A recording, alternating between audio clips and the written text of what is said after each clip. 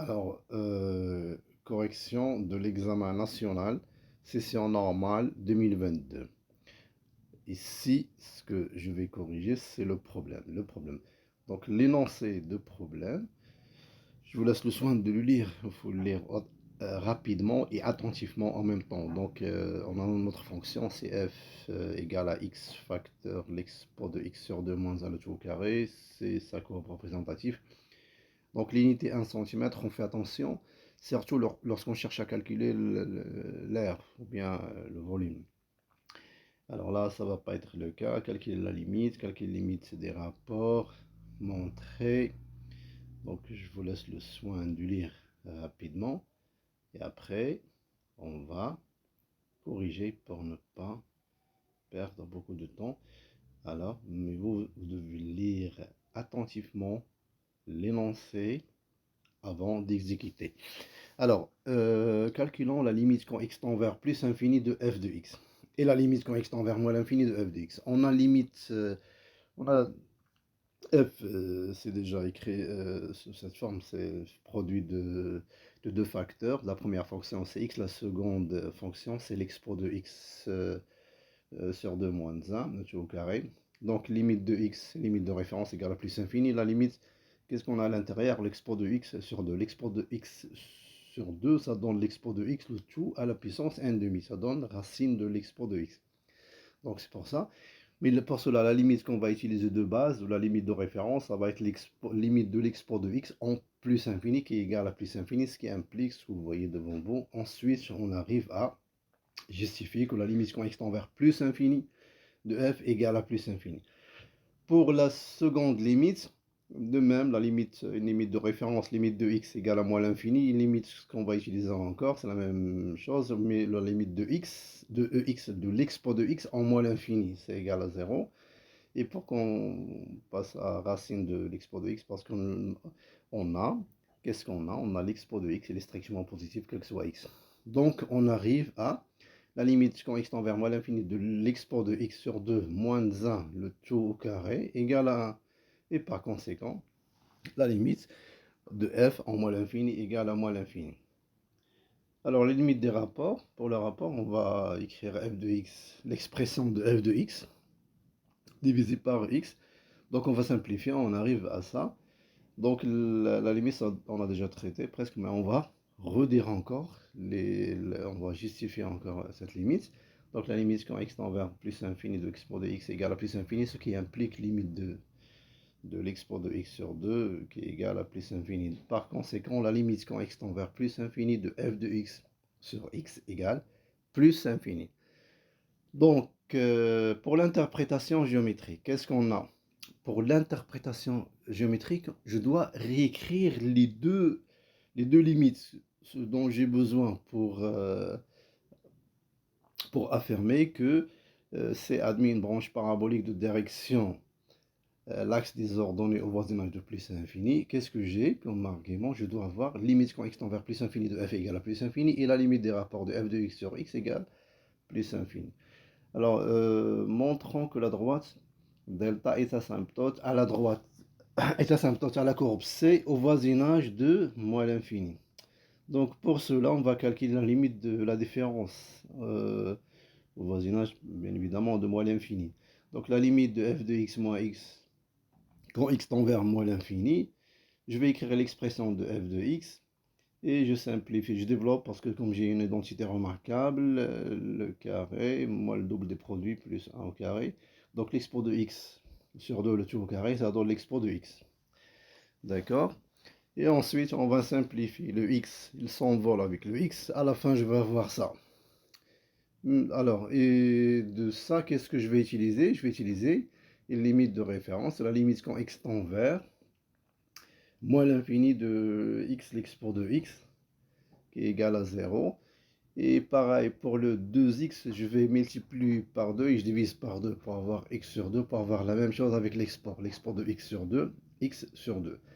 Donc, c'est ça. Pour ne pas faire un changement de variable, donc pas la peine de le faire. Si vous avez fait comme ça, on voit très bien que vous avez bien compris de quoi il s'agit. D'accord? Donc, pour justifier que la limite est égale à 0. Donc, cela veut dire que la droite delta d'équation y égale à x est asymptote à la courbe C au voisinage de moins l'infini. Étudions le signe de la droite delta. Étudions le signe maintenant de f de x moins x. Alors qu'est-ce qu'on a? F de x moins x égale x facteur l'export de la même chose qu'on a fait avant. On va développer jusqu'à arriver à la fin. Mais seulement ici, on cherche, lorsqu'on arrive ici, à x, l'export de x moins 2x, l'export de x sur 2. On voit que le facteur commun, ça va être x, il y a x, il y a x à la puissance x sur 2. Donc ici, je vais avoir x à la puissance x sur 2, l'export de x sur 2 fois l'export de x sur 2. Donc je vais factoriser avec ça. D'accord? Donc on factorise avec x, export de x sur 2, facteur l'export de x moins 2. Alors, et on sait que l'export de x sur 2 il est strictement positif. Alors, pour tout x dans R, alors le signe de f de x moins x, dans ce cas, ne dépend que de ce facteur de x, facteur l'export de x sur 2 moins 2. Alors, pour le signe, on va faire un tableau de signe. Donc, tout d'abord, on va résoudre l'équation, l'export de x sur 2 moins 2 égale à 0. Alors, pour cela, c'est équivaut x sur 2 égale ln de 2. C'est équivaut que x égale ln de 2 ln de 2 qui devient directement ln de 4. Et pour les inéquations, par exemple pour x supérieur strictement à ln de 4, on va aller même avec des équivalences, on va voir x supérieur strictement à 2 ln de 2 équivaut à x sur 2 supérieur strictement à ln de 2, et à la fin on va arriver à export de x sur 2 moins 2 supérieur strictement à 0. Donc pour cela, on va faire le tableau directement, pas la peine de trop détailler, donc voilà, vous allez écrire juste l'essentiel, donc le tableau de signe. Donc à droite de 0 c'est plus, à gauche de 0 c'est moins. Pour l'export de x sur 2 moins 2, il s'annule en ln de 4. Donc à droite c'est plus, à gauche c'est moins. Donc d'où f de x supérieur ou égal à x pour tout x. Pour tout x dans moins l'infini 0 ou dans x pour tout x dans l'intervalle ln de 4 plus infini. Alors pour f de x inférieur ou égal à x, c'est pour x dans l'intervalle 0, ln de 4. Déduisons maintenant la position relative de la courbe. Pour en déduire la position relative, on doit, c'est à partir des signes de f de x moins x. À partir de... Donc lorsque f de x moins x il est positif, ou bien f de x supérieur ou égal à x, alors ça veut dire que C, il est au-dessus de l'axe de la droite delta. Et dans le cas où f de x moins x inférieur ou égal à 0, ou bien f de x inférieur ou égal à x, C, il est au-dessous. Donc c'est ça ce que j'ai écrit. Je vous laisse le soin de le noter. Et voilà, vous allez noter ça. Alors, pour f de x égale à x, là, ça nous donne quoi? Ça nous donne les points d'intersection de la courbe C et la droite delta. Donc, qu'est-ce qu'on a à la fin, à partir du tableau de signes? Il se coupe en deux points qui sont 0 et ln de 4. Ça veut dire que f de 0 c'est 0 et f de ln de 4 égale ln de 4. Donc, ils vont se croiser en deux points. Donc, le premier point, c'est le point O de coordonnées 0, 0. Et le second point, ça va être un point, on peut même lui donner un nom, A ou B ou E, donc ce qu'on veut. Donc ici, j'ai tout simplement écrit les coordonnées sans lui donner un nom. Tableau de position relative. Donc ici, c'est un récapitule. Donc ce qu'on a fait, on peut le résumer en un tableau. Donc on voit très bien ce que j'ai dit. Maintenant, il est résumé en un tableau. Alors pour 4, montrons que la dérivée est égale. Donc, qu'est-ce qu'on a? F est une fonction dérivable sur R. Comme produit semble composé de fonctions dérivables sur R. Alors, on a f' égale. Donc, f', c'est le produit de deux fonctions. La première, c'est x, et la seconde, c'est l'export de x moins 1 au carré. Donc, on va utiliser les règles de calcul. Par exemple, pour l'export de x sur 2 moins 1, le tout au carré, la règle, ce qu'on utilise, c'est fonction puissance. Donc ça devient quoi? Ça devient 2 l'export de x sur 2 moins 1 prime fois l'export de x sur 2 moins 1 à la puissance de moins 1. 2 moins 1, c'est 1, donc pas la peine de l'écrire. Et pour déjà, ça c'est un produit. Donc le produit, on calcule la dérivée de la première fois la seconde plus la première fois la dérivée de la seconde. La dérivée de la seconde, c'est déjà, je viens de le dire. Donc on va utiliser tout simplement les règles de calcul. Allez tranquillement. Et je suffis chaque ligne. Ligne 2, 3. Et après, vous avez la réponse. Il faut faire attention. On vous demande de montrer que f' égale. Donc vous devez avoir f' égale à ça, moyennant les règles de calcul de la dérivation. Ok, vérifiez maintenant que x facteur l'export de x moins 1, il est strictement, il est supérieur ou égal à 0 pour tout x dans R. Donc pour cela, qu'est-ce que j'ai? L'export de x moins 2 moins 1 égale à 0, c'est équivalent, on arrive à la fin, x égale à 0. J'ai fait un tableau de signes. Alors pour x, à droite de x, c'est plus, à gauche, donc la même chose, comme je dis tout à l'heure, pour l'export de x sur 2 moins 1, il est strictement positif quand x est strictement supérieur à 0. Il est égal à 0 pour le x égal à 0. Et négatif lorsque x il est inférieur strictement à 0. Donc vous avez le tableau de signes. Déduisons maintenant le signe de la dérivée. Pour le signe de la dérivée, qu'est-ce que j'ai? J'ai f de x égale à cette expression. Qu'est-ce qu'on a? L'export de x sur 2 moins 1 au carré. Donc un carré, c'est tout le temps positif. Plus x, l'export de x sur 2, facteur l'export de x sur 2 moins 1. Et ça, ce que je viens ce qu'on vient de voir, c'est x, l'export de x moins 1, sans l'export de x sur 2. L'export de x sur 2, il est strictement positif, quel que soit x dans R. Alors, le signe de second du terme, ou bien de la seconde expression, ça dépend que des signes de x facteur l'export de x sur 2 moins 1. Et ça, on vient de montrer qu'il est, d'après ce qui précède, il est positif. Donc c'est écrit ici comme l'export supérieur ou égal et l'export. D'accord. Donc on en déduit que f il est supérieur ou égal à 0, quel que soit x dans R. Par conséquent, f, dans ce cas, second pour tableau de variation, donc f ça va être une fonction strictement croissante. Vous avez le tableau de variation, il s'annule en 0 sans changer de signe, donc ça va être au point d'abscisse 0, f de 0 qui est 0, et admis une tangente horizontale, montrant que f seconde égale. Donc ici la même chose qu'on a fait avec, donc on vous demande de justifier que f de x égale.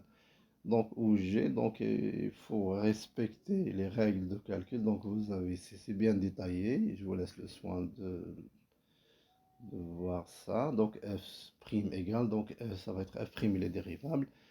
Donc f seconde égale, et on va aller étape par étape. Moi j'ai simplifié par exemple là pour des deuxième ou troisième ligne pour ne pas avoir trois fonctions x et l'export de x sur 2 et encore l'export de x sur 2 moins 1. Donc j'ai simplifié déjà pour avoir seulement deux fonctions. Donc j'ai distribué l'export de x sur 2. Donc c'est pour ça que j'ai écrit ça, x facteur l'export de x moins l'export de x sur 2. Donc ça devient plus facile le calcul. Mais après à la fin, on cherche à factoriser avec un demi l'export de x sur 2. C'est ce que je fais, il faut aller tranquillement de là, d'accord, en utilisant les règles de calcul. Alors à la fin, je vais arriver déterminant le signe de g. Donc, à partir de la courbe représentative de la fonction g, qu'est-ce qu'on a? Cg se trouve au-dessus de l'axe des abscisses sur les intervalles moins l'infini alpha et 0 plus infini. Et il est au-dessous de l'axe des abscisses sur les intervalles alpha 0. Donc, g de x, il est positif. Autrement dit, on va l'écrire comme ça. G il est supérieur ou égal à 0 pour tout x dans ces deux intervalles, ou bien dans l'union. Et pour x, il est inférieur ou égal à 0 dans le cas dans ce qui reste, donc dans alpha 0. Et G de 0 égale à 0, c'est-à-dire le point d'intersection avec, ici c'est le point d'intersection avec l'axe des abscisses. Donc il croise l'axe des abscisses en 2,00 et alpha 0. D'accord? Donc maintenant, étudions la concavité de la courbe. Ça, c'est tout ça, ce qu'on vient de faire ici, c'est à partir de la courbe représentative de la fonction g. Pour la concavité, on a f seconde égale. Donc, comme l'expo de x sur 2, il est strictement positif, quel que soit x dans R, donc le signe de f seconde ne dépend que des signes de g de x. Le signe de g de x est déjà traité ici, donc quand c'est positif, alors f seconde est positif, quand c'est négatif, f seconde il est négatif. Donc c'est ça, c'est ce qu'on a écrit ici. Par conséquent, C, ça va être convexe sur les intervalles moins l'infini, alpha et 0 plus infini, et concave sur l'intervalle alpha 0. Étudions les abscisses de deux points, il y aura deux points d'inflexion. Alors, qu'est-ce qu'on a? F seconde de x égale à 0, c'est équivaut à ça, comme l'expo de x sur 2 ne peut pas s'annuler parce qu'il est strictement positif quel que soit x. Donc par conséquent, c'est g qui va, c'est équivaut à g égale à 0, g de x égale à 0. Donc g graphiquement, il s'annule pour x égale à alpha et pour x égale à 0. Donc, et d'après ce qu'on a déjà fait, parce que là maintenant g seconde, il va s'annuler et il va changer de signe autour de 0 et autour de alpha. Il y a même le tableau ici, tableau récapitulatif. Alors, on va voir à la fin deux points, bien évidemment, c'est ça ce qu'on va dire. F seconde s'annule, il change de signe autour de 0, et c'est-à-dire à droite de 0, il est positif, et à gauche de 0, c'est négatif. Et pour le alpha, la même chose. À droite, c'est le contraire. À droite, c'est négatif, c'est moins, et à gauche, c'est plus. Donc, par conséquent, c'est ça le tableau. Donc, c'est admis. Il a admis quoi? Il a admis deux points d'inflexion d'abscisse 0 et d'abscisse alpha. Et pour l'ordonnée, c'est l'image de 0, c'est f de 0, ça va être dans ce cas c'est 0. Et l'image de alpha ça va être aussi dans ce cas, c'est 1, voilà, l'image de alpha, donc c'est l'image de alpha, on va vous la donner après, d'accord? C'est, tout de suite, il est là. Alors pour la construction, on considère que f de alpha égale moins 3,5 et alpha égale et le ln de 4. Alors pour la construction, ça résume tout. Donc tout d'abord, qu'est-ce qu'on va tracer? La droite delta, l'équation y égale à x. Donc c'est la première bisectrice des repères. Donc c'est ça, à chaque fois l'image de x, l'image de y, c'est y égale à x.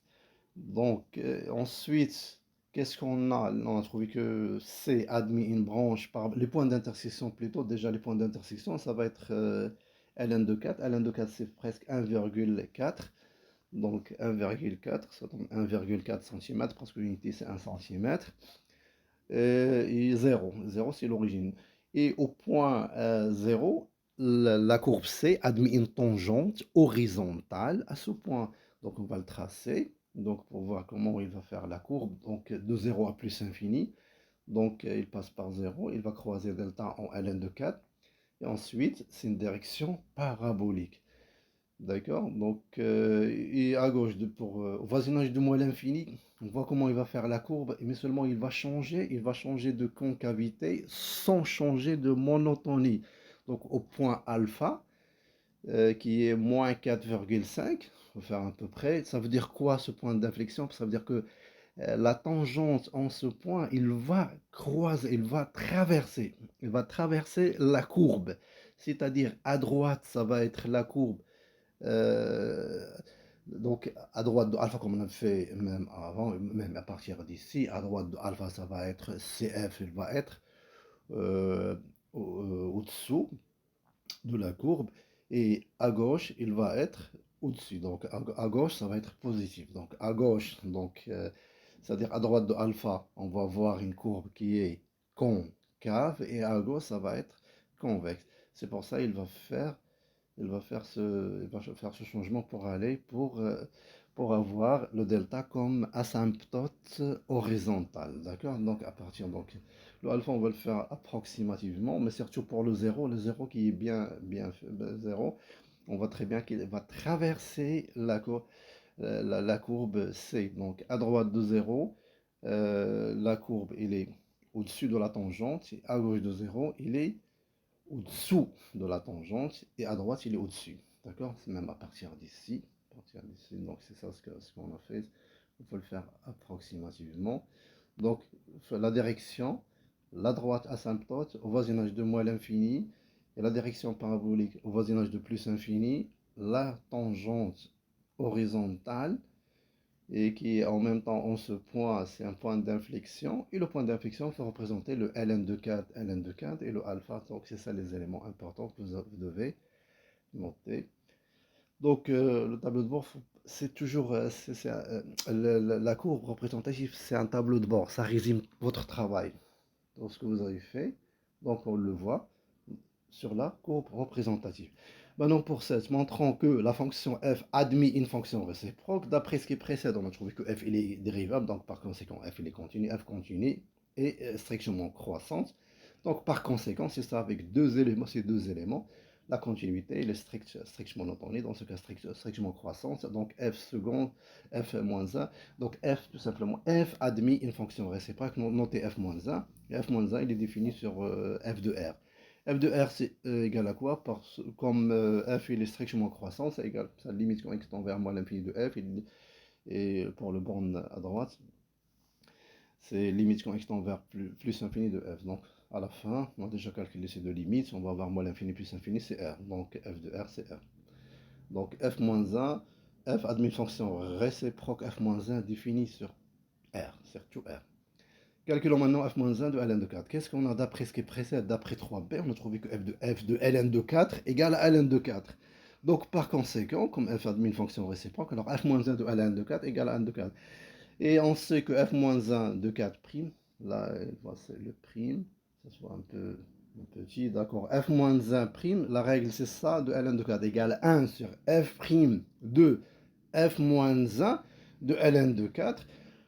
Et f-1 de ln de 4, c'est f de ln de 4. Et f', on l'a déjà calculé. Donc, c'est ça, c'était 1 plus 2 ln de 2.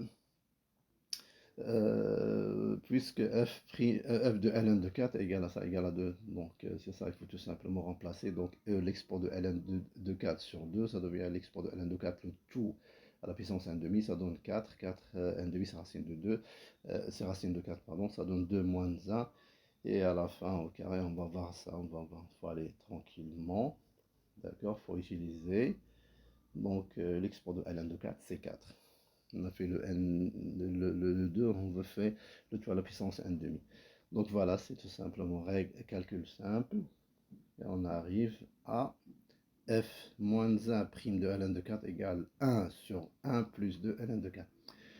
Maintenant, on passe à la question, la dernière question. Il y aura 4 sous-questions. Alors, montrons par récurrence que IN, pas I0, montrons par récurrence que IN comprise entre 0 et ln de 4. Alors, pour cela, qu'est-ce qu'on a? Pour n égale à 0, I0 égale 1. Donc, IN, donc I0, pardon, donc I0, il est compris, parce que c'est égal à 1, ou ln de 4, on a vu, on vous a donné, ln de 4, c'est presque 1,4. Donc, I0, il vérifie, il est compris entre 0 et ln de 4. Donc, vrai. Maintenant, supposons que, donc c'est ça le plan d'action, comment faire les trois, ces trois, donc, initialisation, hérédité, hypothèse de récurrence, hérédité. Alors, pour l'hypothèse de récurrence, on suppose que IN il est comprise entre 0 et ln de 4 strict, et on montre que IN plus 1, il est strictement comprise entre 0 et ln de 4. Donc pour cela, qu'est-ce qu'on va? On va partir de ce qu'on a supposé. On a supposé que IN est comprise entre 0 et ln de 4. Alors, on sait que IN plus 1 égale à f de IN. IN, la suite, c'est une suite récurrente. D'accord? Donc f est une fonction strictement croissante sur R. Donc passage à la fonction f. Donc ça donne quoi? F de 0 inférieur strictement à f de IN, inférieur strictement à f de ln de 4, parce que f il est strictement croissante. Alors, et qu'est-ce qu'on a? F de 0 égale à 0 et f de ln de 4 égale ln de 4, d'après 3b, d'après ce qu'on a déjà fait, d'accord? Donc, à la fin, on va voir in plus 1, il est compris entre 0, strictement entre 0 et ln de 4, d'où, conclusion, c'est ça le principe de la récurrence. Alors, in, il est compris strictement entre 0 et ln de 4.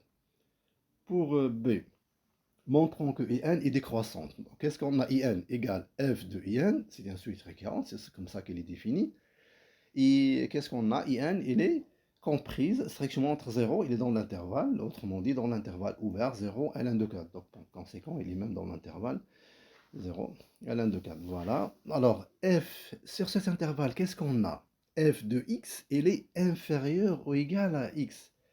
D'après 3p, d'après ce qu'on a déjà vu, donc ce qu'on a fait avant. Alors, par conséquent, le f de in, parce que notre in, il est comprise strictement entre 0 et ln de 4. Alors, f de in est inférieur ou égal à in. Et f de in, c'est quoi? C'est 1 plus 1. Donc, ce qui veut dire que in plus 1, il est inférieur ou égal à in. Et même ici, on a strict, mais on est resté un peu tolérant. Mais même, normalement, on peut même partir avec le strict. F de n il est inférieur strictement pour x dans l'intervalle ouvert 0 ln de 4. Là, quand j'ai fait l'intervalle fermé, j'ai fait O égal, d'accord? Alors, par conséquent, on en déduit du fait que in plus 1 est inférieur ou égal à in quel que soit 1, que la suite in est décroissante. Déduisons maintenant la convergence. Donc, on va utiliser le théorème de convergence ici. Une suite décroissante minorée convergente. Et dans notre cas, on a une suite croissante majorée, il est convergente. Ici, notre suite, il est décroissante et il est minoré par 0, parce que 0 est inférieur strictement à in, quel que soit n dans n. Donc, par conséquent, in est convergente. D'accord? Pour déduisons la limite, on va calculer, ou bien calculant la limite. On sait que in est convergente. On va considérer maintenant que L, la limite de la suite in. On a in plus 1 égale f de in, et f est une fonction continue sur 0 ln de 4. Voilà, c'est ça les ingrédients pour regrouper donc le fait que f soit continue sur l'intervalle où in il appartient, parce que in il appartient à 0 ln de 4. Et on a i0, il appartient à 0 ln de 4, notre intervalle, du coup le i. Et f de 0 ln de 4 doit être inclus, seulement inclus dans l'intervalle 0 ln de 4. Même ici, on a égalité, parce qu'on a f de 0 égale à 0 et f de ln de 4 égale à ln de 4. Donc, les ingrédients, ils sont là, donc on peut en déduire que la limite de la suite in, qu'on a déjà montré qu'elle est convergente, in sa limite, est solution de l'équation, ça va être solution de l'équation, parce qu'on dit une solution, parce que cette équation, il se peut qu'il va y avoir plusieurs équations, mais la limite, elle est unique, on a unicité de la limite. Donc on va voir f de L égale à L, c'est équivaut que L égale à 0, ou bien L égale à ln de 4. Parce que quand est-ce que f de L égale à L? Donc pour le cas d'après 3b, seulement on L doit être égal à 0, ou L égale, il y a deux solutions, seulement deux solutions. Alors, qu'est-ce qu'on a? Nous, on a in est une suite décroissante. Ça veut dire quoi? Ça veut dire qu'il va être majoré par son premier terme. C'est-à-dire in il est inférieur à i0, quel que soit n dans n. Donc, in est majoré. C'est ce que ça veut dire. Lorsque une suite est décroissante, alors il est majoré par le premier terme. Dans le cas où il est croissant, alors il est minoré par le premier terme. Ici, qu'est-ce qu'on a? In est décroissant. Donc, in inférieur ou égal à i0, ce qui veut dire, autrement dit, c'est il est majoré par son premier terme. Le premier terme, c'est le terme le plus grand. Porte 1 dans n. Et qu'est-ce qu'on a? I0 égale à 1. I0 égale à 1. Donc, c'est ça comme on vous a donné la définition de in. I0 égale à 1. Donc, la limite, on a cette propriété. Limite, alors, la limite de in va être inférieure ou égale à la limite à 1. À 1, non, parce que i0, c'est un nombre, c'est 1, d'accord? Donc, la limite ne peut pas être, parce que ici, j'ai deux choix. J'ai le choix entre 0 et entre le ln de 4. Donc la limite de in, d'après ce que j'ai fait là, comme il y a une décroissance alors, et le fait que la limite de in doit être inférieure ou égale à 1. Donc la limite de in ne peut pas être égale à ln de 4, parce que ln de 4 c'est 1,4, donc ça dépasse 1. Donc il est plus grand que 1, même strictement supérieur à 1. Donc la limite ne peut pas être strictement supérieure à 1. Et par conséquent, je vous dis, j'explique, vous allez écrire juste seulement l'essentiel, c'est ça, tout simplement ça. Donc c'est juste pour être convaincu pour vous, d'accord? Alors ensuite, ce qui nous permet de conclure que L égale à 0 ou encore la limite de IN égale à 0. Alors, bon courage et bonne continuation.